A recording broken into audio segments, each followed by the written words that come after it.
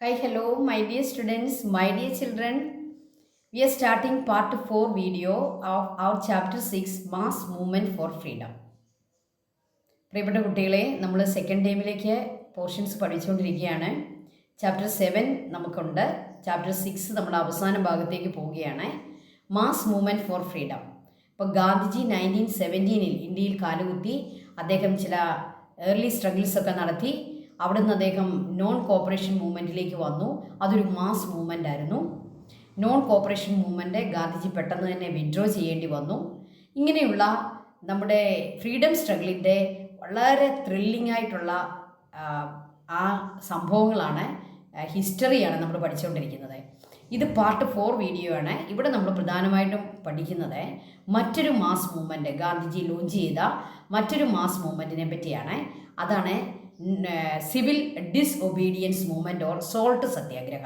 അപ്പോൾ ഇന്ന് നമ്മൾ പ്രധാനമായിട്ടും സിവിൽ ഡിസ്ഒബീഡിയൻസ് മൂവ്മെൻറ്റും സോൾട്ട് സത്യാഗ്രഹവും അങ്ങനെയുള്ള അതുമായിട്ട് ബന്ധപ്പെട്ട കാര്യങ്ങളാണ് നമ്മൾ ഇന്ന് പഠിക്കുന്നത്. അപ്പോൾ നമുക്ക് നമ്മുടെ ക്ലാസ്സിലേക്ക് കയറാം.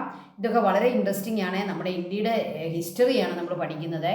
ഇന്ത്യയുടെ ഹിസ്റ്ററിയിലെ ഏറ്റവും ത്രില്ലിംഗ് ആയിട്ടുള്ള ഒരു സംഭവമായിരുന്നു നമ്മുടെ ഫ്രീഡം സ്ട്രഗിൾ, അല്ലേ? അങ്ങനെയാണ് ഫ്രീഡത്തിലൂടെയാണ് നമ്മളൊരു നേഷനായിട്ട്, ഒരു റിപ്പബ്ലിക്കായിട്ട് മാറിയത്. അപ്പോൾ നമ്മൾ ഇന്ന് പഠിക്കുന്ന ആദ്യത്തെ കാര്യം നോക്കിക്കേ. Public participation in the civil disobedience movement surpass that of the earlier non cooperation movement substantiate.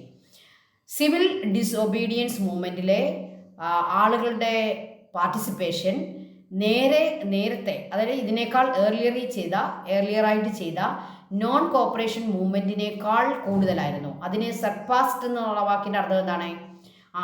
Non corporation മൂവ്മെൻറ്റിനെ തോൽപ്പിച്ചു എന്നാണ് അതിൻ്റെ അർത്ഥം. നോൺ കോപ്പറേഷൻ മൂവ്മെൻറ്റിൽ പീപ്പിളിൻ്റെ പാർട്ടിസിപ്പേഷൻ നമ്മൾ പാർട്ട് 3 വീഡിയോയിൽ കണ്ടു. എല്ലാ ഗ്രൂപ്പിലും പെട്ട ആളുകളെ, വിമൻ, സ്റ്റുഡൻസ്, ദെൻ പെസൻസ്, ആർട്ടിസൻസ്, എല്ലാ ഗ്രൂപ്പിലും പെട്ട ആളുകളെ ഇൻവോൾവ് ചെയ്ത വളരെയേറെ പീപ്പിൾ പാർട്ടിസിപ്പേഷൻ ഉള്ള ഒരു മൂവ്മെൻ്റ് ആയിരുന്നു. ഗാന്ധിജി ലോഞ്ച് ചെയ്ത ഫസ്റ്റ് മാസ് മൂവ്മെൻ്റ് ആയിരുന്നു നോൺ കോപ്പറേഷൻ മൂവ്മെൻറ്റ്. അവിടെ സംഭവിച്ചതിനേക്കാൾ വലിയ ഒരു പബ്ലിക് പാർട്ടിസിപ്പേഷൻ സിവിൽ ഡിസ്ഒബീഡിയൻസ് മൂവ്മെൻറ്റിലുണ്ടായി. നമുക്കത് ഒന്ന് എക്സ്പ്ലെയിൻ ചെയ്യാനായിട്ട് പഠിക്കാം. Following the decision made by the Lahore Congress, Gandhiji announce another mass movement, civil disobedience movement. Lahore Congress meeting വളരെ ഇമ്പോർട്ടൻ്റ് ആയിരുന്നു. അത് പ്രിസൈഡ് ചെയ്തത് ജവഹർലാൽ നെഹ്റു ആയിരുന്നു. അവിടെ പ്രധാനപ്പെട്ട 3 ഡിസിഷൻസ് എടുത്തു. നമ്മൾ പാർട്ട് 2 വീഡിയോയിൽ അത് കണ്ടതാണ്. ആ വീഡിയോ നിങ്ങൾ ഒന്നുകൂടി പഠിക്കണം, കാരണം വളരെ ഇമ്പോർട്ടൻ്റ് ആണ് ഈ ലാഹോർ കോൺഗ്രസ്. അപ്പം ലാഹോർ കോൺഗ്രസ്സിലെ ഗാന്ധിജിയെ ഒരു കാര്യം ഭരമേൽപ്പിച്ചു. എന്താണ്? ബ്രിട്ടീഷുകാരുടെ കംപ്ലീറ്റ് ഫ്രീഡം നമുക്ക് കിട്ടണം. ലാഹോർ കോൺഗ്രസിൻ്റെ ഒന്നാമത്തെ അവരുടെ ഡിസിഷൻ എന്തായിരുന്നു? We want complete freedom. അപ്പോൾ കംപ്ലീറ്റ് ഫ്രീഡത്തിലേക്ക് പോകാൻ ഗാന്ധിജിക്ക് ഏത് മാസ് മൂവ്മെൻറ്റ് വേണമെങ്കിലും അഡോപ്റ്റ് ചെയ്യാനുള്ള ഒരു അനുവാദം ലാഹോർ കോൺഗ്രസ് സെക്ഷൻ കൊടുത്തു. അതോടെ ഗാന്ധിജി അതിൻ്റെ ഭാഗമായിട്ട് അദ്ദേഹം ഒരു മാസ് മൂവ്മെൻറ്റ് അനൗൺസ് ചെയ്തു. അതായിരുന്നു സിവിൽ ഡിസൊബീഡിയൻസ് മൂവ്മെൻറ്റ്. അപ്പോൾ ലാഹോർ കോൺഗ്രസ് ഇതിന് ശേഷമാണ് civil disobedience movement Gandhiji announce ചെയ്തത്. To ensure participation from all sections of the society, Gandhiji decided to begin the movement by breaking the salt law. അപ്പോൾ ഗാന്ധിജി ആലോചിച്ചപ്പോൾ ഈ സിവിൽ ഡിസൊബീഡിയൻസ് മൂവ്മെൻറ്റ് ലോഞ്ച് ചെയ്യാൻ ഏറ്റവും നല്ലൊരു സത്യാഗ്രഹം അദ്ദേഹം ആലോചിച്ചപ്പോൾ അദ്ദേഹത്തിന് ലഭിച്ച ഒന്നാണ് സോൾട്ട് സത്യാഗ്രഹ. വൈ? ബിക്കോസ് ഈ സോൾട്ട് എന്ന് പറയുന്നത് എല്ലാവരും ഉപയോഗിക്കുന്നതാണ്. വെൽത്തി പീപ്പിൾ ഉപയോഗിക്കും, പുവർ പീപ്പിൾ ഉപയോഗിക്കും, എഡ്യൂക്കേറ്റഡ് പീപ്പിൾ ഉപയോഗിക്കും, അൺഎഡ്യൂക്കേറ്റഡ് പീപ്പിൾ ഉപയോഗിക്കും. എല്ലാ വിഭാഗം ആളുകൾക്കും സോൾട്ട് വേണം. അതുകൊണ്ട് സോൾട്ട് സത്യാഗ്രഹത്തോടു കൂടി സിവിൽ ഡിസ്ഒബീഡിയൻസ് മൂവ്മെൻറ്റ് ലോഞ്ച് ചെയ്യാൻ ഗാന്ധിജി പദ്ധതിയിട്ടു. To ensure the participation from all sections of the society. അപ്പോൾ ഉപ്പെന്ന് കേൾക്കുമ്പോൾ ആരാ ഗാന്ധിജിയുടെ സമ്മേളനങ്ങൾക്കും ഗാന്ധിജിയുടെ റാലികൾക്കും പങ്കെടുക്കാത്തത്? എല്ലാവരും പോകും. കാരണം എന്താണ്? ഉപ്പ് എല്ലാവർക്കും വേണം, അല്ലേ? To ensure participation from all sections of society, Gandhiji decided to begin the movement by breaking the salt law. എന്തായിരുന്നു അന്നത്തെ സോൾട്ട് ലോ എന്ന് നിങ്ങൾക്കറിയാമോ? അതായത് ഇന്ത്യക്കാരും സോൾട്ട് മേക്ക് ചെയ്യാനായിട്ട് പാടില്ല. അതായിരുന്നു സോൾട്ട് ലോയുടെ അതിൻ്റെ ഒരു ഉള്ളടക്കം. അതായത് സോൾട്ട് ഇന്ത്യക്കാർ ഉണ്ടാക്കാൻ പാടില്ല, ബ്രിട്ടീഷുകാർ സോൾട്ട് ഉണ്ടാക്കും. നമ്മുടെ ഓഷനിൽ കിടക്കുന്ന വെള്ളം ഉപയോഗിച്ച് അവർ സോൾട്ട് ഉണ്ടാക്കി ഹൈ പ്രൈസിന് നമുക്ക് തരും. നമ്മൾ ആരും സോൾട്ട് ഉണ്ടാക്കാൻ പാടില്ല, അതായിരുന്നു നിയമം. അപ്പോൾ ആ ഒരു സോൾട്ട് ലോയെ ബ്രേക്ക് ചെയ്ത് സോൾട്ട് പ്രൊഡ്യൂസ് ചെയ്യാൻ ഗാന്ധിജി തീരുമാനിച്ചു. On April 6, 1930, Gandhiji initiated the civil disobedience movement by making salt in Dandi beach. Dandi എന്ന് പറയുന്ന ഗുജറാത്തിലെ ഒരു ബീച്ചിൻ്റെ പേരാണ് ദണ്ഡി. നമുക്കറിയാം ഗുജറാത്തിയാണ് Gandhiji, ഗുജറാത്തിയാണ്.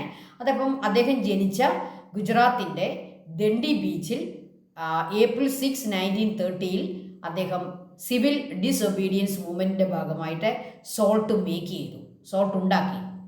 Public participation in the civil disobedience movement surpass that of the earlier non cooperation movement. അപ്പോൾ സോൾട്ട് സത്യാഗ്രഹത്തോടുകൂടി സിവിൽ ഡിസൊബീഡിയൻസ് മൂവ്മെൻറ്റ് ലോഞ്ച് ചെയ്തത് അതൊരു വലിയ പബ്ലിക് പാർട്ടിസിപ്പേഷൻ ആ ഒരു മൂവ്മെൻറ്റിന് ലഭിക്കാനിടയാക്കുകയും നോൺ കോപ്പറേഷൻ മൂവ്മെൻറ്റിൽ ജനങ്ങളുടെ പാർട്ടിസിപ്പേഷനെ തോൽപ്പിച്ച് കളയുകയും ചെയ്തു. അത്രമാത്രം വലിയ പാർട്ടിസിപ്പേഷൻ ആയിരുന്നു സിവിൽ ഡിസൊബീഡിയൻസ് മൂവ്മെൻറ്റിന്. അപ്പം നമ്മൾ ഏത് ഇയറിലേക്ക് വന്ന് നിൽക്കുകയാണ്? 1930. 1929 Lahore Congress. 1930 civil disobedience movement നമ്മൾ ലോഞ്ച് ചെയ്തത്. അപ്പോൾ നമ്മൾ നമ്മുടെ ഇൻഡിപെൻഡൻസിലേക്ക് അടുക്കുക കേട്ടോ. 1947 നമുക്ക് ഇൻഡിപെൻഡൻസ് ലഭിച്ചത്. ഇനി നമുക്ക് 17 ഇയേഴ്സ് കൂടി മാത്രമേ അവശേഷിക്കുന്നുള്ളൂ. നമ്മളിപ്പോൾ എവിടെ വന്ന് നിൽക്കുകയാണ്? 1930. അപ്പോൾ സോൾട്ട് സത്യാഗ്രഹത്തെ നമുക്ക് കംപ്ലീറ്റ് ഒന്ന് പഠിക്കാം. Prepare a note on salt satyagraha. Civil disobedience movement was began by breaking the salt law. Civil disobedience movement അതൊരു മാസ് മൂവ്മെൻ്റ് ആയിരുന്നു. അത് ദീർഘകാലം നീണ്ടു നിന്ന ഒരു മൂവ്മെൻ്റാണ്. പക്ഷേ അത് തുടങ്ങിയത് ബ്രേക്കിംഗ് ദ സോൾട്ട് ലോ.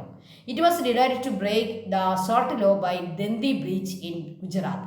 ഗുജറാത്തിലെ ദണ്ഡി ബീച്ചിൽ സോൾട്ട് ലോ ബ്രേക്ക് ചെയ്യാൻ ഗാന്ധിജി ഡിസൈഡ് ചെയ്തു. For this Gandhiji along with 78 selected volunteers marched to Dandi. 24 days long walk. അപ്പോൾ ഒരു ദിവസം വണ്ടി പിടിച്ച് ദണ്ഡി ബീച്ചിൽ ചെന്ന് സോൾട്ട് ഉണ്ടാക്കി അവിടുന്ന് പിരിയല്ല, അങ്ങനല്ല. ഇതൊരു വലിയ മാസ് മൂവ്മെൻ്റ് ആണ്. ഗാന്ധിജിക്ക് നല്ല അതെങ്ങനെ അറേഞ്ച് ചെയ്യണം, ആളുകളുടെ പാർട്ടിസിപ്പേഷൻ എങ്ങനെ മേടിക്കണമെന്ന് ഗാന്ധിജിക്ക് നല്ല ബോധ്യമുണ്ടായിരുന്നു. അദ്ദേഹം ഇത് 24 days ദണ്ഡിയിലേക്ക് മാർച്ച് ചെയ്തത്. അദ്ദേഹത്തിൻ്റെ കൂടെ എത്ര വോളണ്ടിയേഴ്സ് ഉണ്ടായിരുന്നു? 78 സെലക്റ്റഡ് വോളണ്ടിയേഴ്സ്. 78 സെലക്റ്റഡ് വോളണ്ടിയേഴ്സ് അദ്ദേഹത്തെ അനുഗമിച്ചു. അങ്ങനെ അവർ 24 ദിവസം നടന്ന് they walk 24 days from town to village to town to village. വില്ലേജുകളും ടൗണുകളും ഒക്കെ പിന്നിട്ട് പ്രസംഗിച്ചും ആളുകളോട് സംസാരിച്ചും അവർ വലിയ ലോങ് വോക്കായിരുന്നു അത്. Gandhiji advise the people gathered along the route on the importance of cleanliness, the need to wear khadi and fostering social harmony. Gandhiji പോയ വഴിക്ക് എല്ലാം ഇടയ്ക്കിടയ്ക്ക് ഓരോ സ്ഥലങ്ങളിൽ ഇവർക്ക് സ്വീകരണം ഉണ്ടായി. പീപ്പിൾ ഇവരെ സ്വീകരിക്കും. അവിടെ വലിയ മീറ്റിംഗ്സ് ഉണ്ടായി. ആ മീറ്റിങ്ങുകളിൽ ഗാന്ധിജി പ്രസംഗിക്കും. അവിടെ രാത്രിയാകുമ്പോൾ ഏതെങ്കിലും ഒരു സ്ഥലത്ത് അവർ രാത്രിയിൽ കഴിയും. പിറ്റേ ദിവസം രാവിലെ വീണ്ടും അവരുടെ വോക്ക് സ്റ്റാർട്ട് ചെയ്യും. അവിടെ വീണ്ടും പല സമ്മേളനങ്ങളും നടത്തും. അങ്ങനെ 24 days ഈ സോൾട്ട് സത്യാഗ്രഹത്തിൽ അവർ വോക്ക് ചെയ്തത്. ഓരോ സ്ഥലത്തും ഗാന്ധിജി അഡ്വൈസ് ചെയ്യുന്നത് എന്താണ് ജനങ്ങൾക്ക്? ഒന്ന് ക്ലെൻലിനെസ്, ഇമ്പോർട്ടൻസ് ഓഫ് ക്ലെൻലിനെസ്, നിങ്ങൾ വൃത്തി പാലിക്കണം. 2 നീഡ് ടു വെയർ ഖാദി, എല്ലാവരും ഖാദി ക്ലോത്ത് ധരിക്കണം. ഫോറിൻ ക്ലോത്ത് ബോയ്ക്കോട്ട് ചെയ്യണം. എല്ലാവരും ഖാദി ഉണ്ടാക്കണം, ഖാദി ധരിക്കണം. Then fostering social harmony, Hindu Muslim Christian എല്ലാവരും ഐക്യത്തോടെ ഹാർമണിയോടെ ജീവിക്കണം, social harmony. So Gandhiji talked about cleanliness, khadi wearing and about social harmony. On April 6, 1930, അവർ reach the Dandi beach and make salt in Dandi beach. അവിടെ ദണ്ഡി ബീച്ചിൽ അവർ സോൾട്ട് ഉണ്ടാക്കി. അപ്പോൾ April 6 അവരവിടെ എത്തി. 24 days ലോങ് വോക്കായിരുന്നു അവർ നടത്തിയത്. അപ്പോൾ നിങ്ങൾക്ക് എല്ലാവർക്കും സോൾട്ട് സത്യാഗ്രഹം മറന്നു പോകത്തില്ലല്ലോ. എന്നേരം ഏതാണ് ഇയർ? 1930. ഏതാണ് ആ പർട്ടിക്കുലർ ഡേ? April 6. എത്ര ദിവസമാണ് നടന്നത്?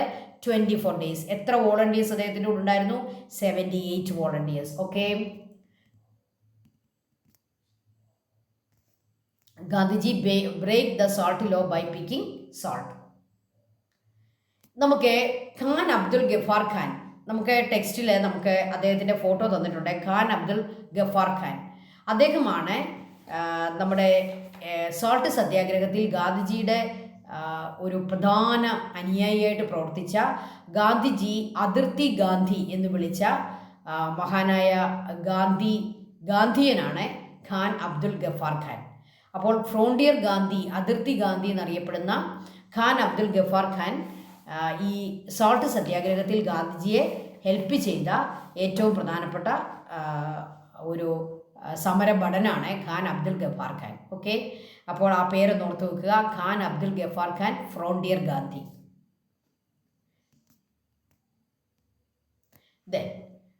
അപ്പോൾ ഈ സോൾട്ട് സത്യാഗ്രഹവും സിവിൽ ഡിസൊബീഡിയൻസ് മൂവ്മെൻറ്റും ബ്രിട്ടീഷുകാർക്കൊരു റീതിങ്കിങ്ങിന് കാരണമായി. അവർ ചിന്തിച്ചു, ഈ കോൺഗ്രസിനെയും ഇന്ത്യയിലെ പീപ്പിളിനെയും കൂടെ നിർത്തിയില്ലെങ്കിൽ ഇന്ത്യ ഒരു കോളനിയാക്കി വെച്ച് ഭരിക്കുക വളരെ ബുദ്ധിമുട്ടാകുമെന്നും ഇവിടെ നിന്ന് അവർക്ക് ഫ്രീഡം കൊടുത്ത് പോകേണ്ടി വരുമെന്നും ഒക്കെയുള്ള ഒരു ചിന്ത ബ്രിട്ടീഷുകാർക്കുണ്ടായി.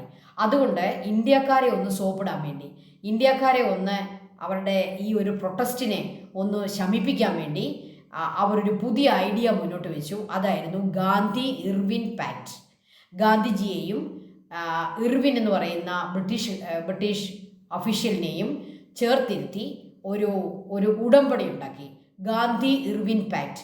അതായത് നിങ്ങൾക്ക് ചില സൗജന്യങ്ങളൊക്കെ ഞങ്ങൾ തരാം, നിങ്ങളെ കൂടി ലെജിസ്ലേറ്റീവ് അസംബ്ലീസിലൊക്കെ പങ്കെടുപ്പിക്കാം, നമുക്കൊരു റൗണ്ട് ടേബിൾ കോൺഫറൻസ് ഒക്കെ നടത്താം, സിവിൽ ഡിസൊബീഡിയൻസ് മൂവ്മെൻറ്റ് നിങ്ങൾ സ്റ്റോപ്പ് ചെയ്യണം, അങ്ങനെ നമുക്കൊരു സൗഹാർദ്ദത്തിൽ പോകാം എന്നൊക്കെ ഉള്ള ഐഡിയയോടുകൂടി ബ്രിട്ടീഷുകാരെ നമ്മുടെ ഇന്ത്യക്കാരെ അല്ലെങ്കിൽ ഇൻ്റർനാഷണൽ കോൺഗ്രസിനെ, നമ്മുടെ ഫ്രീഡം സ്ട്രഗിളിനെ ഒന്ന് മയപ്പെടുത്താൻ വേണ്ടി, ഒന്ന് മൈൽഡാക്കാൻ വേണ്ടി കൊണ്ടുവന്ന ഒരു പാക്റ്റായിരുന്നു ഗാന്ധി ഇർവിൻ പാക്ട്, ഒരു ഉടമ്പടി. Gandhi Irwin pact was signed on March 5, 1931. അപ്പം നെക്സ്റ്റ് ഇയറിലേക്ക് പോയി, 1931. അക്കോർഡിംഗ് ടു ദിസ് പാക്ട്, അതാണ് വളരെ പ്രധാനപ്പെട്ടത്, ഈ ഉടമ്പടി അനുസരിച്ച്, ഗാന്ധി ഇർവിൻ പാക്ട് അനുസരിച്ച് the civil disobedience movement was suspended. Civil disobedience movement Gandhiji രണ്ടുപേരും ഒപ്പിട്ടതല്ലേ, അപ്പോൾ ഗാന്ധിജി വാക്ക് കൊടുത്തു, ഓക്കെ ഞങ്ങൾ സിവിൽ ഡിസൊബീഡിയൻസ് മൂവ്മെൻറ്റ് സസ്പെൻഡ് ചെയ്യാം. Gandhiji participated in the second round table conference. ഇതിനിടയ്ക്ക് ഇന്ത്യക്കാരുമായിട്ട് സംസാരിക്കാൻ വേണ്ടി ഇൻ്റർനാഷണൽ കോൺഗ്രസിനെയും ഗാന്ധിജിയെയും റൗണ്ട് ടേബിൾ കോൺഫറൻസുകൾക്ക് വേണ്ടി ബ്രിട്ടൻ ഇൻവൈറ്റ് ചെയ്തു. പക്ഷേ ഫസ്റ്റ് റൗണ്ട് ടേബിൾ കോൺഫറൻസ് ഇന്ത്യക്കാരെ ബോയ്ക്കോട്ട് ചെയ്തു, ഗാന്ധിജി ബോയ്ക്കോട്ട് ചെയ്തു, അദ്ദേഹം പോയില്ല. അപ്പോൾ അവർക്ക് മനസ്സിലായി ഇങ്ങനെ പോയാൽ ശരിയാകത്തില്ലെന്ന്. അതുകൊണ്ടാണ് ഗാന്ധി ഇർവിൻ പാക്റ്റിൽ രണ്ടാമത്തെ അതിൻ്റെ പോയിന്റ് എന്താണ്, Gandhiji participated in the second round table conference. രണ്ടാം റൗണ്ട് ടേബിൾ കോൺഫറൻസിൽ ഗാന്ധിജി പാർട്ടിസിപ്പേറ്റ് ചെയ്തു. Third one international Congress boycott ചെയ്തു. അപ്പോൾ ഫസ്റ്റ് റൗണ്ട് ടേബിൾ കോൺഫറൻസിൽ ഇൻ്റർനാഷണൽ കോൺഗ്രസ് പങ്കെടുത്തില്ല. സെക്കൻഡ് റൗണ്ട് ടേബിൾ കോൺഫറൻസിൽ പങ്കെടുത്തു ഗാന്ധിജി, അവരുടെ പ്രതിനിധിയായിട്ട്, അവരുടെ റെപ്രസെൻറ്റേറ്റീവായിട്ട് പങ്കെടുത്തു. അത് ഏത് പാക്റ്റ് അനുസരിച്ചാണ്, ഗാന്ധി ഇർവിൻ പാക്ട്. പക്ഷേ ഗാന്ധി ഇർവിൻ പാക്ട് അനുസരിച്ച് ഉള്ള കാര്യങ്ങൾ, മറ്റു കാര്യങ്ങൾ ബ്രിട്ടീഷുകാരെ ചെയ്യാതിരുന്നത് കൊണ്ട് third round table conference Indian national Congress boycott ചെയ്തു. ഓക്കെ, അപ്പോൾ ഗാന്ധി ഇർവിൻ പാക്റ്റിൻ്റെ രണ്ട് പോയിന്റ്സ് ഇതൊക്കെയാണ്. സിവിൽ ഡിസൊബീഡിയൻസ് മൂവ്മെൻറ്റ് സസ്പെൻഡ് ചെയ്തു, Gandhi participated in the second round table conference.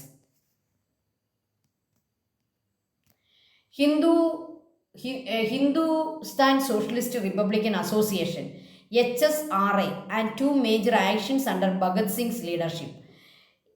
ഇവിടെ നമ്മൾ മനസ്സിലാക്കേണ്ട ഒരു കാര്യം, ഗാന്ധിജിയുടെ നോൺ വയലൻസ് രീതിയിലുള്ള ഫ്രീഡം സ്ട്രഗിളിനെ അംഗീകരിക്കാത്ത, അതിനെ ഒപ്പോസ് ചെയ്യുന്ന ചില ഇന്ത്യക്കാർ ഇന്ത്യയിലുണ്ടായിരുന്നു. പ്രത്യേകിച്ച് ഭഗത് സിംഗിനെയൊക്കെ പോലെയുള്ള എക്സ്ട്രീം ചിന്താഗതിയുള്ള ആംഡ് റിബല്യനാണ് വേണ്ടത്, ആയുധമെടുത്തുള്ള പോരാട്ടം കൊണ്ട് മാത്രമേ ഇന്ത്യക്ക് ഫ്രീഡം കിട്ടുകയുള്ളൂ, ഗാന്ധിജിയുടെ നോൺ വയലൻസ് അഹിംസ വഴി ആ പാത്ത് ഇന്ത്യക്ക് ഒരിക്കലും ഫ്രീഡം നൽകുകയില്ല എന്ന് വിശ്വസിച്ച ഒരു എക്സ്ട്രീം ചിന്താഗതിയുള്ള ആളുകളെ, റെവല്യൂഷണറി ചിന്താഗതിയുള്ള ആളുകൾ ഇന്ത്യയിലുണ്ടായിരുന്നു. അങ്ങനെയുള്ള ആളുകൾ രൂപീകരിച്ച ഒരു ആദ്യത്തെ സംഘടനയാണ് ഹിന്ദുസ്ഥാൻ സോഷ്യലിസ്റ്റ് റിപ്പബ്ലിക്കൻ അസോസിയേഷൻ. അതിൻ്റെ ഷോർട്ട് ഫോമാണ് HSRA, Hindustan socialist republican association. അതിലെ മെമ്പറായിരുന്നു ഭഗത് സിംഗ്, അതിൻ്റെ ഒരു ലീഡറായിരുന്നു ഭഗത് സിംഗ്. ഈ അസോസിയേഷൻ നമ്മൾ പറഞ്ഞു അവർ റെവല്യൂഷണറീസ് ആണ്. അപ്പോൾ അവർ ഗാന്ധിജിയുടെ നോൺ വയലൻറ്റ് പാത്തിലൂടെയല്ല സഞ്ചരിക്കുന്നത്. അപ്പോൾ ഇവർക്ക് അങ്ങനെ ഒരു തീരുമാനം എടുക്കാൻ അല്ലെങ്കിൽ ഇതുപോലൊരു റെവല്യൂഷണറി ആറ്റിറ്റ്യൂഡ് ഉണ്ടാകാനുള്ള കാരണം ലാലാ ലജ്പത് റായിയുടെ ലാത്തി ചാർജും അദ്ദേഹത്തിൻ്റെ മരണവും ഒക്കെയാണ്. നമുക്കറിയാം ലാലാ ലജ്പത് റായി ലാത്തി ചാർജ് ചെയ്യപ്പെടുകയും അദ്ദേഹം തൽഫലമായിട്ട് മരിക്കുകയും ചെയ്തു അല്ലേ. അപ്പോൾ ആ ഒരു സംഭവം നമ്മുടെ കോൺഗ്രസിൻ്റെ ലീഡേഴ്സിനെ വളരെയേറെ ദുഃഖത്തിലാഴ്ത്തി. എവിടെയാണ് ഈ ലാലാ ലജ്പത് റായിക്ക് ഇതുപോലുള്ള ലാത്തി ചാർജ് ഏൽക്കേണ്ടി വന്നത്? സൈമൺ കമ്മീഷൻ വരികയും സൈമൺ കമ്മീഷനെ ഇൻ്റർനാഷണൽ കോൺഗ്രസ് ബോയ്ക്കോട്ട് ചെയ്യുകയും സൈമൺ ഗോബായ്ക്ക് എന്ന സ്ലോഗനോടുകൂടി വലിയ പ്രതിഷേധ യോഗങ്ങൾ സംഘടിപ്പിക്കുകയും ചെയ്തു. ആ ഒരു യോഗത്തിലാണ് ലാലാ ലജ്പത് റായിക്ക് ലാത്തി ചാർജ് ചെയ്യപ്പെട്ടത്. അപ്പോൾ ഈ റെവല്യൂഷണറി ആക്ടിവിറ്റീസ് എന്തൊക്കെയായിരുന്നു? A police officer named Saunders who had participated in the lathi charge that led to the death of Lala Lajpat Rai was shot dead.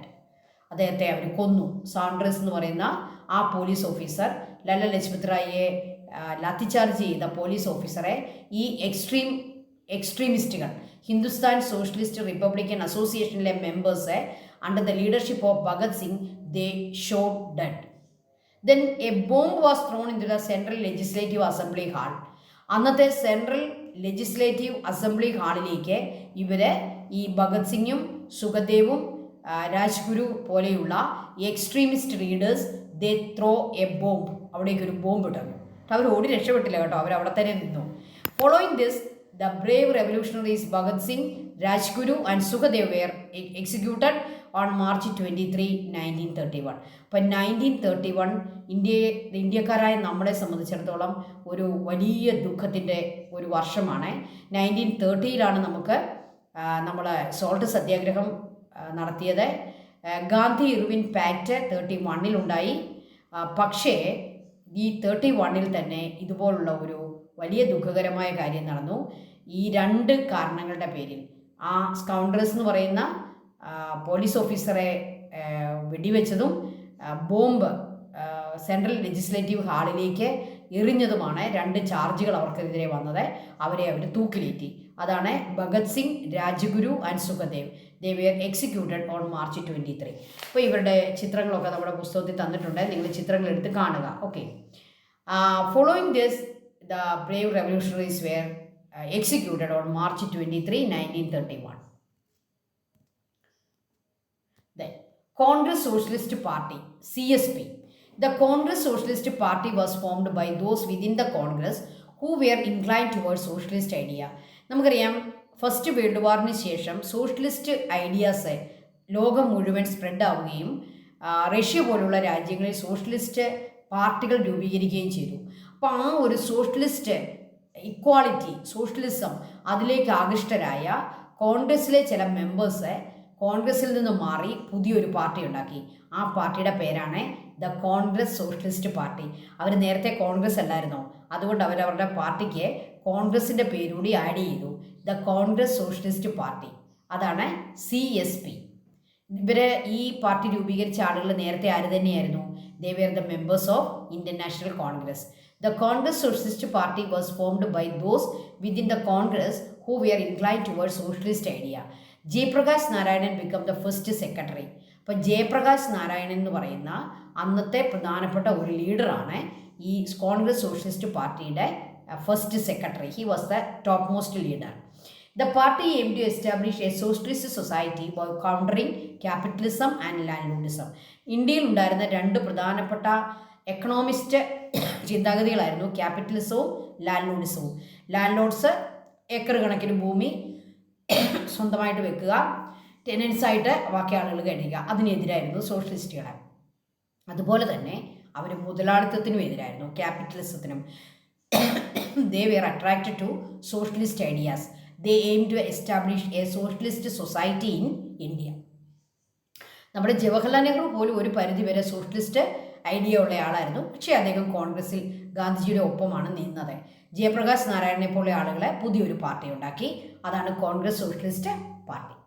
Thank you children, thank you so much. അപ്പം നമുക്കിനിയും നമ്മുടെ freedom സ്ട്രഗിളിൻ്റെ 1931 ശേഷം നടന്ന ചില പ്രധാനപ്പെട്ട ഹിസ്റ്ററിയുമായി അടുത്ത ക്ലാസ്സിൽ ഞാൻ എത്തുന്നതാണ്. അതുവരെ നിങ്ങൾ ഈ ക്ലാസ്സുകളൊക്കെ നന്നായിട്ട് കാണുക, പഠിക്കുക. Thank you children, thank you so much.